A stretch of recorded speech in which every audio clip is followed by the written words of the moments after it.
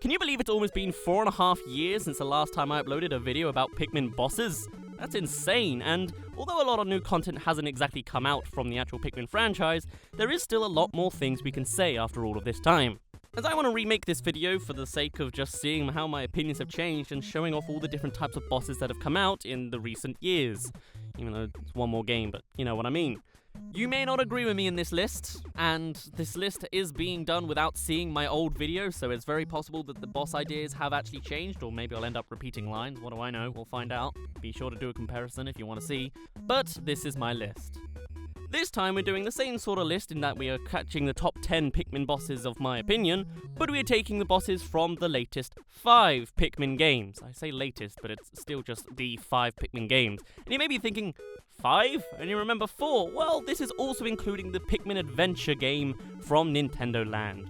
It doesn't make a giant change to the list, but I thought it'd be nice to talk about Pikmin Adventure again. It's been like, what, 5 years? It feels like it. Awkward unscripted intro aside, let's go and begin with our list.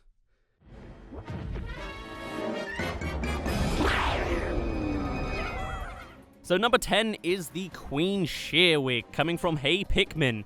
Now this I particularly like just because of how different and expansive it is from every other boss in the Pikmin franchise. Hey Pikmin wasn't a very well received game, or at least that's what I can tell from everyone's opinions and comments, but it does do one thing really well, and it is that it expands the Pikmin universe. The gameplay might not have been so riveting and amazing to actually watch or play, but the circumstances that Olimar and the Pikmin were put into was something that just couldn't really be created with a 3D Pikmin game very well. And this is a very classic case here, as the Queen Shearwig boss battle takes place in a kind of caving tunnel, and the whole point of it is that you are slowly drifting down and being held by winged Pikmin. Sure, this could be possible in a 3D game, but it's very unlikely that we'd have such a vertical scenario. Plus, actually being lifted by the winged Pikmin is a gimmick that only happens in Hey Pikmin. Kinda, unless you count like just carrying back to the base or something. Still, the circumstances around this boss fight was something that really kinda blew my mind at the time. The fact that we're actually being saved from death by these winged Pikmin and having to fight back in the air and fight a boss entirely without a ground. You have to throw your winged Pikmin up above you to destroy the barricade of other Shearwigs that the Queen Shearwig is defending herself with. And then of course you gotta dodge away from the kind of drilling attacks that they do. But in general, although the actual mechanics of the boss fight aren't that crazy, the circumstance was something that I really, really liked.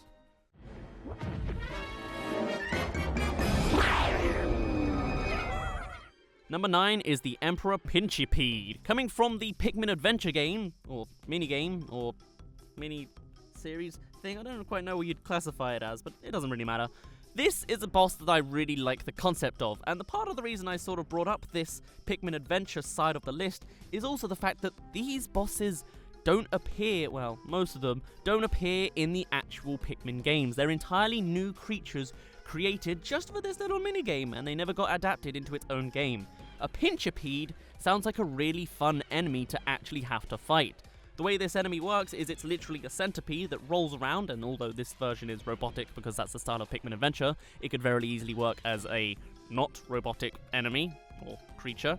And the best part about it is the fact that its body will actually split into different segments. Not quite realistic to a centipede, but it would be really interesting. Pikmin 3 especially likes to have bosses that scatter Pikmin around the whole arena, and I think something like a Pincipede could do the similar effect, especially if each Pikmin was on a certain segment and then they all started getting spread and separated away. Assuming they don't actually become lethal when they're spinning spikes, which would be hell to work around with whistling Pikmin away from it. But generally, the Pincipede sounds like a really cool enemy, and this boss fight was a lot of fun with how sporadic and crazy and random it was that there were all these different parts and all these different weaknesses just constantly running around the whole stage. The Emperor Pincipede is an enemy that doesn't exist in the Pikmin games, but I would really kinda like it to.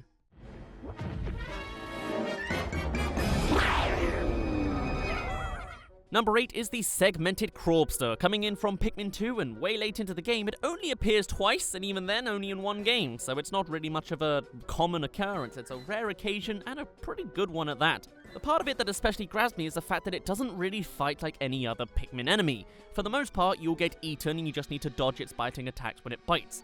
But the segmented Crawpster will full-on chase you, rolling into a ball and aiming straight for your captains. This is an intense change of pace, considering most battles tend to take place within a sort of circular arena, or even if it is some kind of square arena, it's still basically a circular arena, as bosses often don't move and chase your Pikmin army like the segmented Crawpster does. And I especially like its environmental effects. The way you take it down is by actually using the environment around you rather than just the sturdiness and typing of your Pikmin. There's actually more thought to it. Bashing it into the wall will then make some rocks fall down, which is an extra hazard for yourself, which is pretty cool, and only that actually unleashes its weakness. It's a really fun boss fight, and it really kind of keeps you on your toes. After going through many versions of the Empress Bulblax, where you just kind of have to stand out of the way of its sides, having something that literally charges straight at you and keeps on going is a really nice fresh change of pace. And that's not a joke because it's a crab.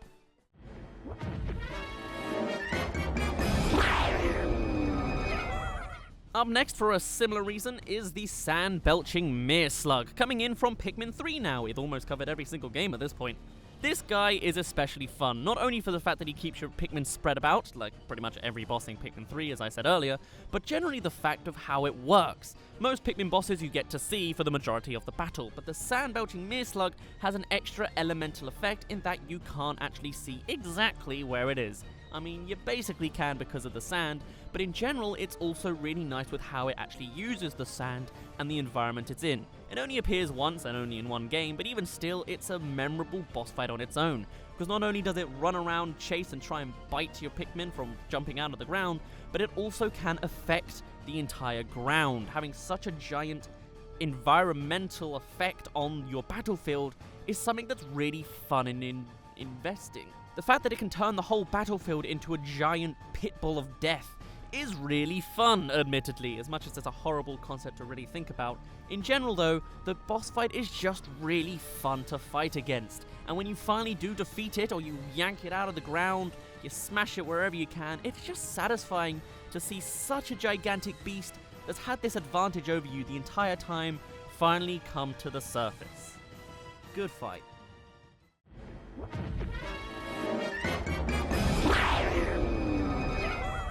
Number 6 is the Titan Weevil. Coming in from Pikmin 2, it's the very final boss. Again, I guess I really like environmental stuff, although this technically isn't environmental stuff, it's more an elemental stuff. You know where this is going. The Titan Weevil hosts 4 elemental weapons to use against you, and they're just a really fun way to fight against a boss. Having the enemy be a Dweevil, the kind of enemy we've seen throughout the whole of Pikmin 2, that has the whole gimmick of picking up weapons, or items, or carcasses, or cookies. Finally having this all culminate into a giant version that will use weaponized items is really great as a concept on its own, but then the fact that it actually uses them and has you actually use all the Pikmin to actually defeat it, like it is an actual final trial. It's not just a boss fight you have to keep bashing until it goes down. You have to outmaneuver it. You have to use everything you've learned, except the purple Pikmin, they don't matter. Or you can just use the yellows and ruin it anyway. And though it is a little bit unbalanced with its electrical hazard being insta-kill and everything isn't, it still is really admirable, as it just is a great culmination for being a final boss. Might not be the greatest boss on its own, but as a final boss, you can't really get much better. Or can you?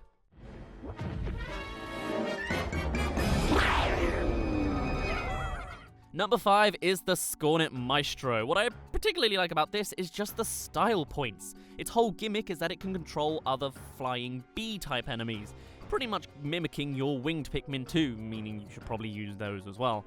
It generally, though, works really nicely in that it actually keeps you on your toes, almost literally, because it's literally making you dance around the battlefield. You don't just have to aim at it and it stays in one place, it's constantly flying about, which is its own fun gimmick, but also its little minions are controlling you to a sense, keeping you in formation, keeping you within a ring, making a whole choir that comes bashing at you in chunks. It's really fun to see because it's just inventive, I guess is the best way to say it. It almost works like a piece of machinery, but it's nature. Almost like it's a parody of how communal and well some societies work in insect culture. And that makes it sound like some weird essay title, but I'm like, ant colonies are very coordinated. A group of them can survive going over water by making a bridge or a raft of themselves. This is in a similar vein, even though Pikmin are ants and ants are Pikmin. This works in the same way with the bees and how they keep formation, how they have attack patterns. I mean, maybe not in real life, but you get the idea. The parody and the mimicry and the mirroring is there. It's just really fun to fight. And it's just really cool. A machine gun of bees. What's wrong with that?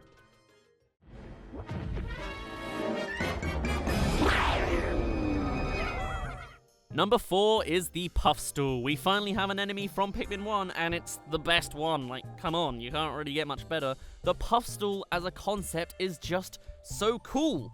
Again, yes, it has you kind of running around its little battlefield, because the whole gimmick is it's a mushroom on legs. It runs away. You gotta kind of chase after it. But the fun part is its actual ability. It doesn't actually have any attacks. It only has spores.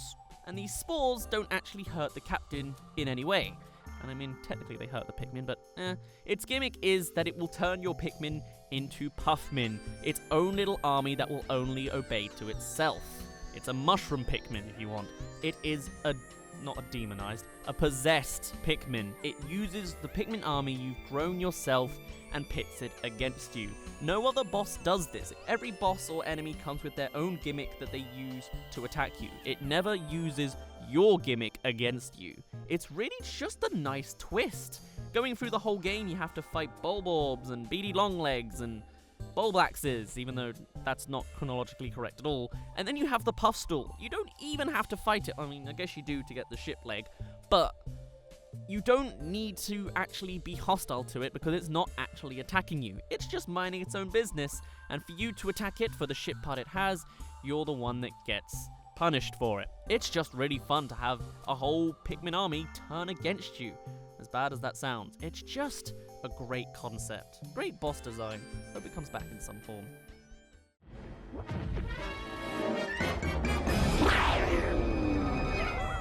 Number 3 is the Quaggled Maya. Now this guy, coming from Pikmin 3, is a beast. It's just so crazy. Again, as I keep saying throughout this video, Pikmin 3 loves having your Pikmin spread around the battlefield, but this could not be more the case for the Quaggled Maya. Its whole environment as well has a giant effect on your Pikmin. It's all in a muddy swamp filled with kind of watery puddles everywhere. Everywhere it steps makes its own puddle for non-blue Pikmin to drown in. And even then, when it stands up, it can chase against you, the mud goes sliding everywhere, it's got a giant tongue, it is the island you need to get onto. It's just a fantastic boss fight. It's so dramatic, and it's so scary to fight, but it's so immense to take it down. It's by far the biggest boss in the game, in the franchise.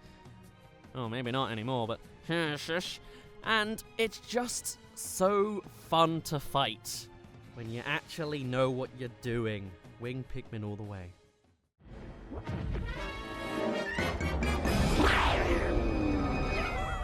Number 2, come on, it had to be the Waterrace.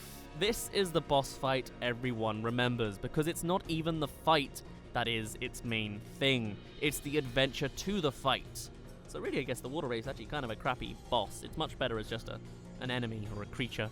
But its whole thing is that when you go to its cave in Pikmin 2, you have to fight against this guy, and you won't win. It is invincible, it's almost invisible, it's invulnerable. You just have to run away. You cannot fight against it. Against all the other cave levels, after something like 90 seconds, you have to get as many treasures as you can really stomach. And then you have to fight him only when you reach the bottom, when you find his weakness. It's a great adventure on its own. It's a great story arc. There's this horrible monster that you can't defeat no matter what you have in your battalion, and because of the circumstances of the cave. And it's only until you get to the bottom, when you've gone through the adventure suffering like a hero, that you finally find the tool that can defeat him. He's a great mini story of his own. He's got great lore that's only a theory, but everyone takes it as canon, and I'm okay with that. Waterrace, god damn, what a good boss. But it's not number 1.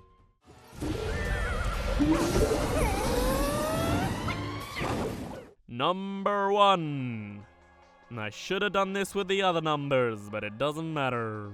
It is, believe it or not, the Berserk Lich Hydro from Hey Pikmin. Did anyone play Hey Pikmin? Did anyone get to the end? Is it just me? Kind of feels like it was just me. But this boss fight is intense. It is way more dramatic than anything we've seen, and it kind of rivals the Waterrace, so really those statements kind of contradict. But this boss just doesn't go down. Throughout all of Hey Pikmin, you're collecting your own Pikmin types, you do what you do, you go from A to Z, you collect the treasures on the way. It's not very crazy, you get the idea, it's nice and simple, anyone can pick it up. And then you fight this guy, and sure, he's the same gimmick in that you basically just have to throw Pikmin at the right time. But what's so cool is just how strong and crazy he is. In a world where everything is a little bit bigger, things seem a little bit scarier, but you kind of get your way around it anyway, this guy is gigantic. Just the fact that he starts as a 3-headed plant thing, you kind of think you understand it. It's nice and simple, uses some nice 3D with the projectiles coming at you. It's great fun. Then you defeat it, and it still is able to survive, only getting bigger in size. You defeat it again against all of the odds, and then it gets even bigger, earning the ability to fly, to shoot laser beams, to have basically like Superman's powers, or it feels like it half the time. It constantly has little tricks up its sleeve that you just have to keep fighting against. It's a battle that may not be crazy so much in concept as the Waterrace and its invulnerability in the environment, or how it actually has less environmental effects around you. It doesn't have a muddy swamp, it doesn't have a giant deserty sea sand to manipulate.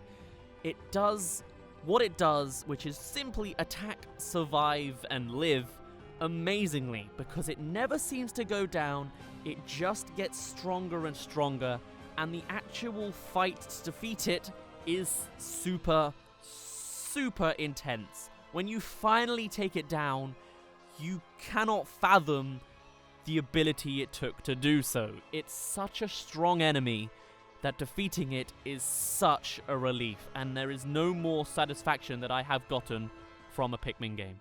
You may agree, you may disagree. Do be sure to tell me in the comments what your favorites are. Did you even play Hey Pikmin? Have you played Pikmin Adventure? If not, go do it! Or just watch me do it so you save some money. Although we do want to support the Pikmin franchise, so maybe you should make that sacrifice. Hey Pikmin ain't a terrible game. It's fun, as long as you accept that it's just not the same gameplay. Actually, I did get quite annoyed at Hey Pikmin now that I think about it, but it's still pretty fun in different ways. And if you really dislike how I like the Berserk Lich Hydro over the Waterrace, just think they're the same thing, because they're almost they're kind of connected in little ways. Anyway, if you like this video, then do be sure to see our sister video, the top 10 worst Pikmin bosses. I actually ended up ranking the entire enemy list of Pikmin, but I decided to not use the whole thing, because that would be like an hour long. If you want to see that, send me a comment or something, but let's go at least over to the worst video ever. I phrased that wrong. I meant the worst bosses ever, but you know what? We'll go with it anyway.